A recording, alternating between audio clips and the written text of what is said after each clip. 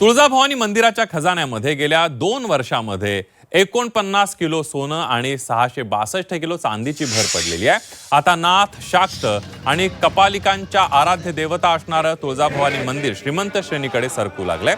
सोनं आणि चांदीच्या दरामध्ये कमालीचे चढ उतार होत असताना तुळजाभवानी मंदिराच्या खजिन्यामध्ये सोनं वाढताना दिसतंय।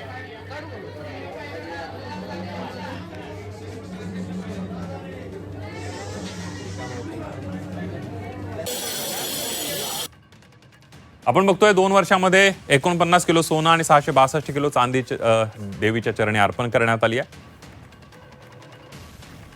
2009 ते 2023 कालावधीमध्ये 204 किलो सोनं आणि 3861 किलो चांदी होती। 2010 मध्ये मंदिराच्या दानपेटीमध्ये केवळ 46 ग्रॅम सोनं होतं तर 512 ग्रॅम चांदी अर्पण केल्याची नोंद आहे। 2026 मध्ये 10 किलो 788 ग्रॅम सोनं 267 किलो चांदी भाविकांकडून अर्पण करण्यात आली आहे।